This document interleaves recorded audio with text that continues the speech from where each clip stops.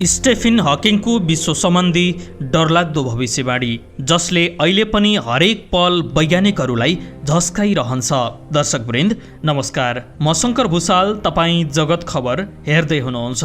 सर्वप्रथम तपाईँ यो भिडियो कुन ठाउँबाट हेर्दै हुनुहुन्छ कृपया कमेन्ट गर्नुहोला। दर्शकवृन्द, स्टेफन हकिङको जन्म सन् 1942 जनवरी 8 बेलायतको अक्सफोर्डमा भएको थियो।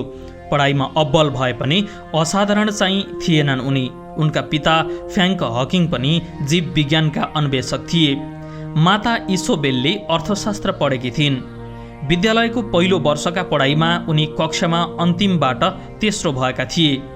त्यतिबेला उनको विशेष रुचि बोर्ड गेममा थियो। हकिङ र उनका केही मिल्ने साथीहरूले मिलेर नयाँ गेमको सृजना गरेका थिए। किशोर अवस्थामै उनले अवधारणात्मक गणितीय समीकरणका लागि साथीभाइसँग मिलेर थोत्रा पहाडबाट कम्प्युटर समेत बनाएका थिए। 17 वर्षको हुँदा हकिङ अक्सफोर्ड विश्वविद्यालयको युनिभर्सिटी कलेज गए। उनको विशेष रुचि गणितमा थियो। विश्वविद्यालयले उक्त विषयमा डिग्री नदिने भएपछि भौतिक शास्त्र विशेष गरी खगोल विज्ञान पढ्न थाले उनले। कक्षा कोठाको पढाइप्रति हकिङको धेरै रुचि थिएन।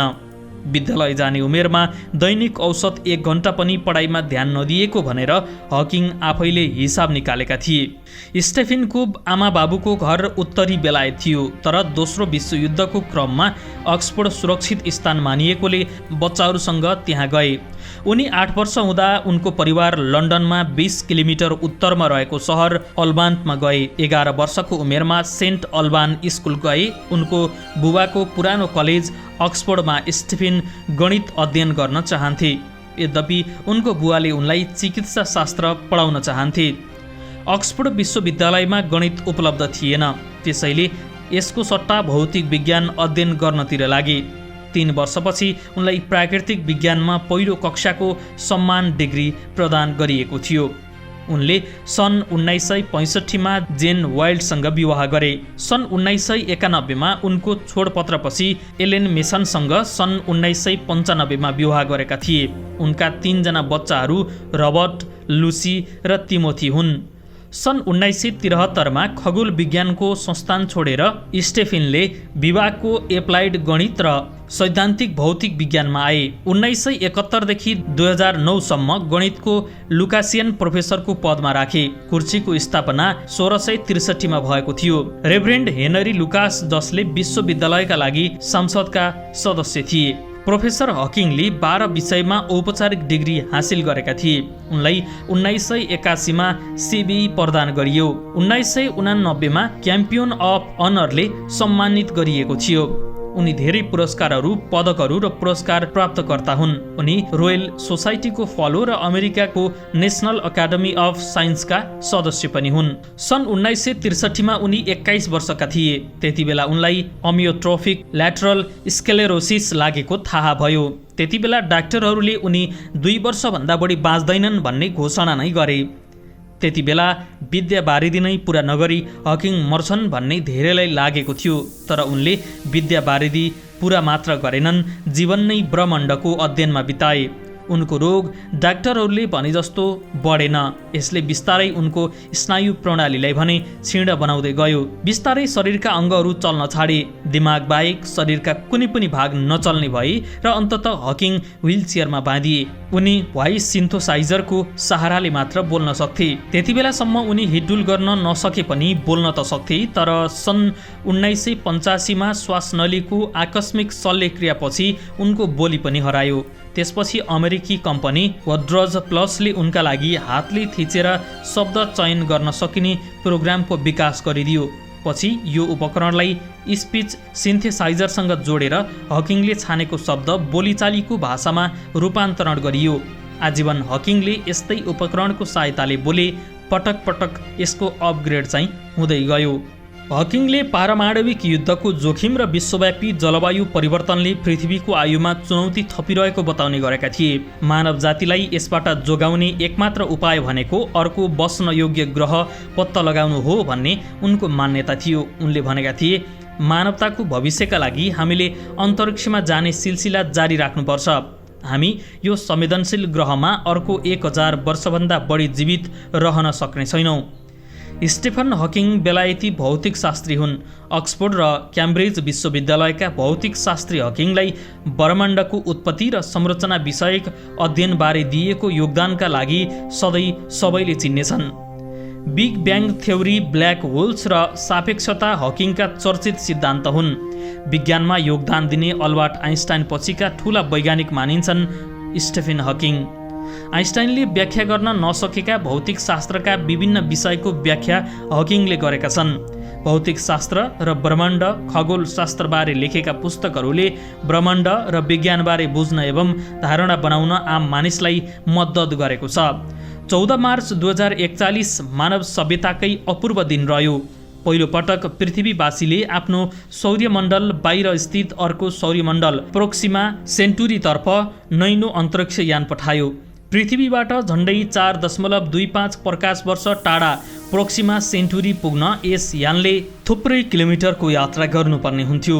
यस उडानभन्दा पहिला मानवले सबै ग्रह, उपग्रह र त्योभन्दा पारीको कुपियर क्षेत्र र कुपियर क्षेत्र पारीको उट बादल क्षेत्रसम्म यान पठाइसकेका थिए।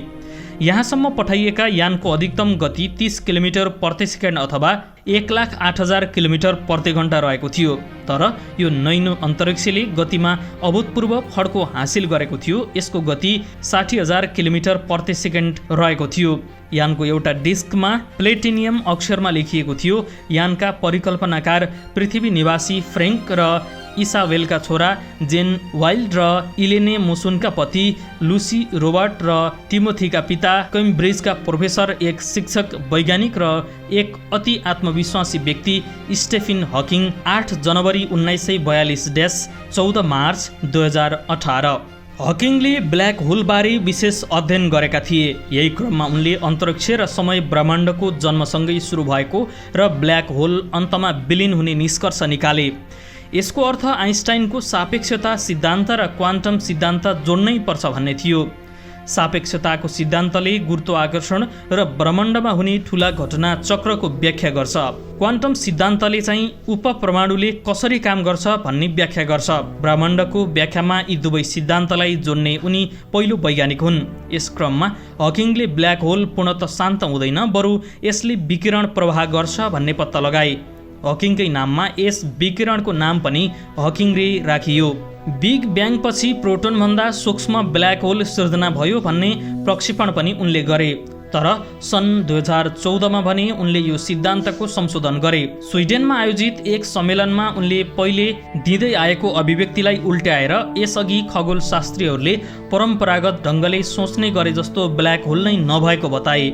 उनले इभेन्ट होरिजनको अस्तित्व हटाए र अपारेन्ट होरिजन प्रस्ताव गरे। ब्ल्याक होलमा सबै चिज विलय नहुने, बरु ब्ल्याक होल विस्फोट हुँदा पहिला यसभित्र छिरेका सबै वस्तुहरू बाहिर आउने बताए। यद्यपि उनको यो सिद्धान्त अझै पनि विवादास्पद नै छ।